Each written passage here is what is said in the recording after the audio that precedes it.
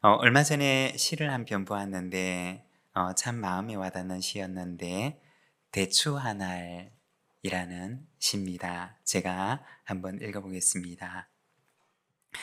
대추 한 알, 장석주. 저게 저절로 붉어질 리는 없다.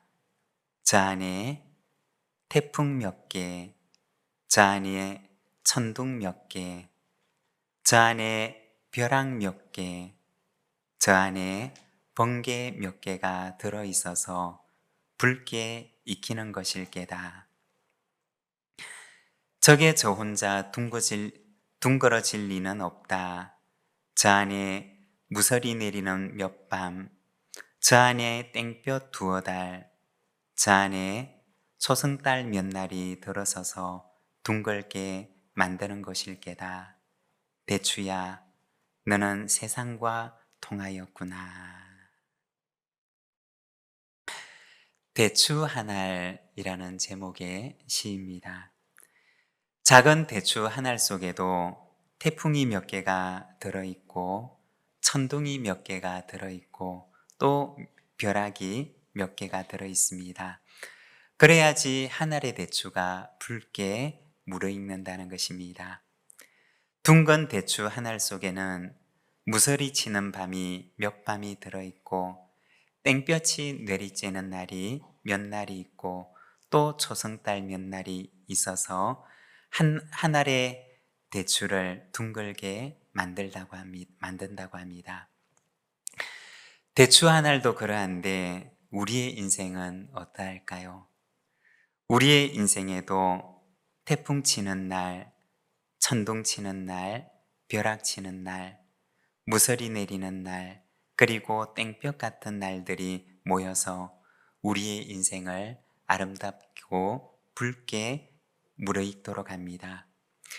언젠가 한 은퇴한 목사님의 글을 보았던 적이 있습니다. 인생의 황혼은 저물어가는 시간이 아니라 노을처럼 세상을 아름답게 물들이는 시간이라고 하는 글을 보았습니다. 우리 인생은 저물어가는 것이 아니라 세상을 아름답게 물들여가는 것이라는 것입니다. 태풍 몇 개, 천둥 몇 개, 벼락 몇 개가 들어있는 우리의 인생. 그러나 이 시간들을 넘어서 노을처럼 세상을 아름답게 물들여가는 저와 여러분의 삶이 되시기를 바랍니다. 오늘은 창세기 39장 말씀을 통해서 요셉처럼 형통하라는 제목으로 우리가 함께 말씀을 묵상하고자 합니다. 우리가 성경에 보면 이 요셉이라고 하는 사람을 가리켜서 형통한 사람이라고 소개를 합니다. 오늘 우리가 읽었던 본문 2절에 보면 여호와께서 요셉과 함께 하심으로 그가 형통한 자가 되어 라고 말씀합니다. 바로 요셉이 형통한 사람이 되었음을 말하는 것입니다. 그런데 여러분, 우리가 요셉의 삶을 보게 되면 어떠한가요?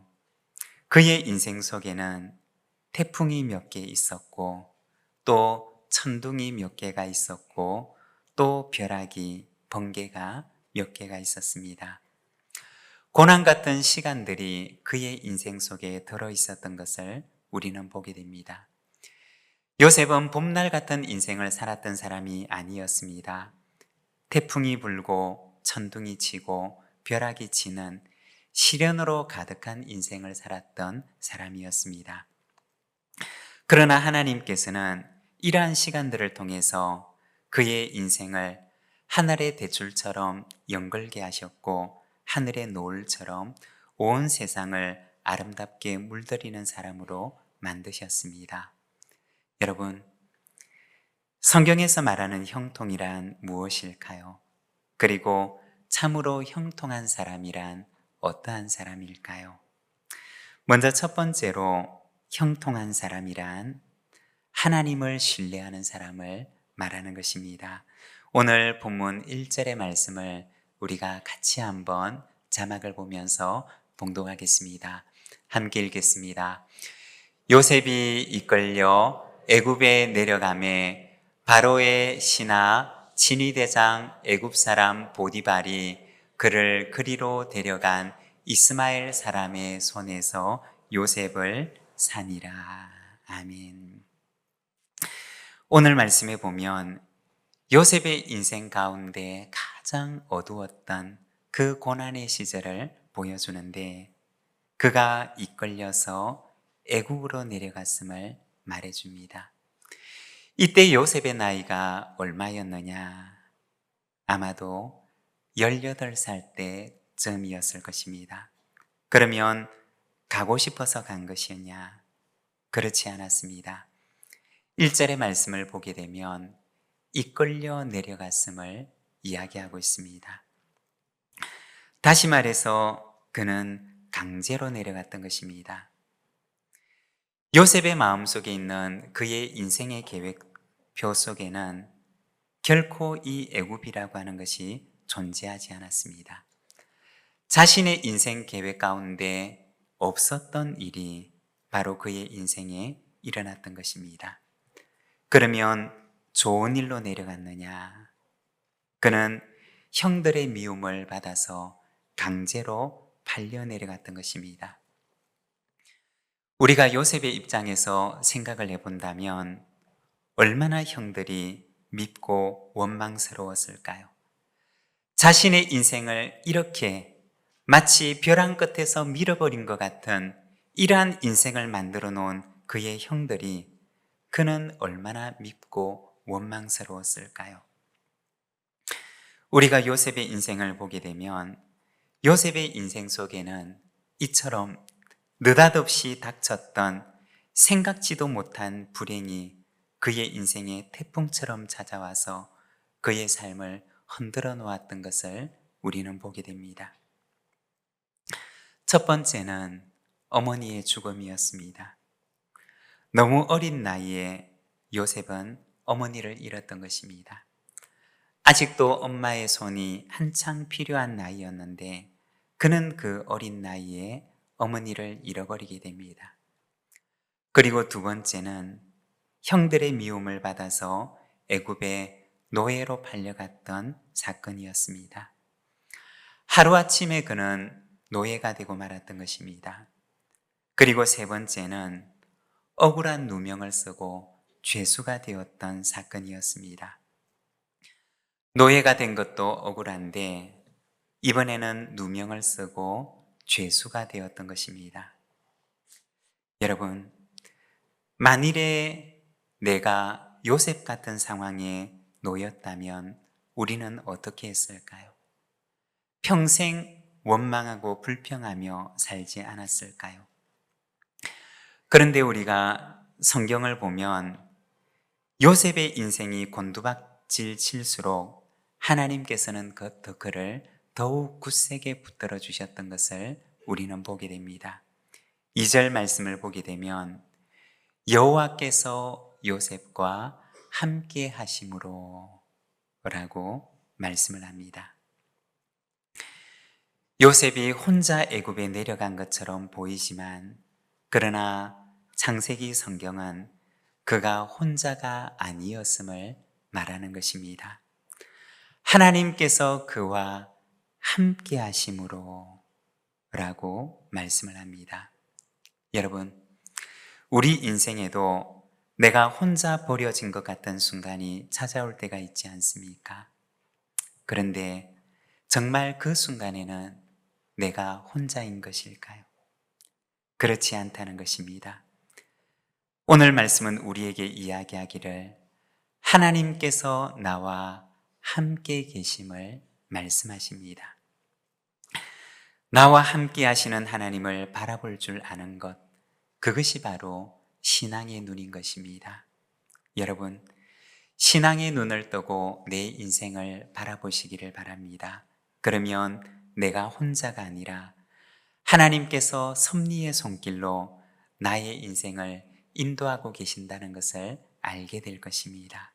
여러분, 신앙의 눈을 뜨고 하나님을 바라보고 내 인생을 바라보는 자가 되시기를 바랍니다. 하나님께서 오늘도 나와 함께 계심을 믿습니다. 그리고 두 번째, 형통한 사람이란 빛 가운데로 걸어가는 사람입니다. 7절에서 10절의 말씀을 우리가 함께 봉독하겠습니다. 그 후에 그의 주인의 아내가 요셉에게 눈짓하다가 동침하기를 청하니 요셉이 거절하며 자기 주인의 아내에게 이르되 내가 네 주인이 집안의 모든 소유를 간섭하지 아니하고 다 내 손에 위탁하였으니 이 집에는 나보다 큰 이가 없으며 주인이 아무것도 내게 금하지 아니하였어도 금한 것은 당신뿐이니 당신은 그의 아내임이라. 그런즉 내가 어찌 이 큰 악을 행하여 하나님께 죄를 지으리이까. 여인이 날마다 요셉에게 청하였으나 요셉이 듣지 아니하여 동침하지 아니할 뿐더러 함께 있지도 아니하니라. 아멘. 오늘 말씀에 보면 죄를 거절하는 요셉의 모습을 보여줍니다. 여러분, 요셉이 죄를 거절한 대가는 무엇일까요? 그는 죄를 거절함으로 인해서 주인에게 미움을 받게 됩니다. 그리고 억울한 누명을 쓰게 됩니다. 그리고 급기야는 왕의 죄수를 가두는 감옥에까지 갇히게 됩니다. 이것이 바로 요셉이 죄를 거절하고 받은 대가였습니다. 만일에 우리에게도 이런 일들이 찾아온다면 우리는 어떻게 할까요? 죄를 받아들이면 이익이 오고 죄를 거절하게 되면 불이익이 찾아온다면 우리는 어떻게 할까요? 요셉은 그 순간에 어떻게 하였느냐? 하나님을 기억하였던 것입니다. 사람의 눈은 속일 수 있어도 모든 것을 보고 계시는 하나님은 속일 수 없다는 사실을 기억하며 그는 하나님을 바라보고 죄를 거절하게 됩니다. 8절과 9절의 말씀을 보게 되면 요셉이 거절하며 자기 주인의 아내에게 이르되 내 주인이 집안의 모든 소유를 간섭하지 아니하고 다 내 손에 위탁하였으니 이 집에는 나보다 큰 이가 없으며 주인이 아무것도 내게 금하지 아니하였어도 금한 것은 당신뿐이니 당신은 그의 아내임이라. 그런즉 내가 어찌 이 큰 악을 행하여 하나님께 죄를 지으리까? 라고 그는 말합니다. 여러분, 요셉이 두려워했던 것은 무엇일까요? 주인에게 들킬까 두려워서 그는 죄를 거절했던 것일까요? 사실은 주인이 아니라 모든 것을 보고 계시고 모든 것을 알고 계시는 하나님을 두려워했기 때문에 그는 그리했던 것입니다. 여러분, 사람을 두려워하는 이가 아니라 하나님을 두려워하는 자가 되시기를 바랍니다. 하나님은 우리의 모든 것을 보고 계신다는 것입니다. 요셉의 정직함도 보고 계시고 또 보디발의 아내의 거짓됨도 보고 계십니다. 여러분, 우리가 생각을 해보면 그러면 보디발의 아내의 이 일은 그의 거짓됨은 영원히 감추어졌을까요? 그렇지 않았을 것입니다. 요셉이 그 감옥에서 나오는 날, 그리고 그가 그 나라의 총리가 되었던 그날, 가장 두려워했던 사람은 누구였을까요? 아마 보디발의 아내였을 것입니다. 그리고 그 후에 그녀는 두려운 세월을 보내었을 것입니다. 언젠가 결혼을 앞둔 신랑 신부를 만나서 이야기를 나누는 중에 참 인상 깊었던 말을 들었던 적이 있습니다. 자신의 결혼식 때 꼭 부르고 싶은 찬양이 있다는 말이었습니다. 찬송가 445장인데 태산을 넘어 험곡에 가도 라고 하는 찬양이었습니다. 결혼을 하고 첫 출발을 하는데 이 찬양을 자신의 결혼식장에서 꼭 부르고 싶다고 하는 이야기를 들은 적이 있습니다. 그 가사를 보게 되면 태산을 넘어 험곡에 가도 빛 가운데로 걸어가면 주께서 항상 지키시기로 약속한 말씀 변치 않네. 여러분, 어떤 고백이었을까요? 태산 같은 곳을 만나도, 험한 골짜기 같은 곳을 만나도 빛 가운데로 걸어갈 때 주님께서 항상 지켜주시옵소서 라는 그 약속의 말씀을 붙들고 드리는 기도의 고백이었을 것입니다. 여러분, 이 고백이 저와 여러분의 고백이 되기를 바랍니다. 여러분, 성경이 말하는 형통한 사람이란 어떤 역경이 와도 나와 함께 하시는 하나님을 신앙의 눈으로 바라보는 사람입니다. 형통한 사람은 빛 가운데로 걸어가기로 결단하는 사람입니다. 우리 시간 함께 기도하기를 원하는데, 우리 인생에도 태풍 같은 순간이, 또 천둥과 벼락이 치는 것 같은 순간이 찾아올 수도 있습니다. 그러나 바로 그때 나와 함께 하시는 하나님을 믿음의 눈으로, 신앙의 눈으로 바라보게 하옵소서. 그리고 어두운 세상 같은 이 세상 속에서 빛 가운데로 걸어가는 참된 형통의 길을 걷게 하옵소서. 우리 시간 함께 하나님 앞에 응답의 기도로 기도하며 나아가겠습니다. 함께 기도하겠습니다.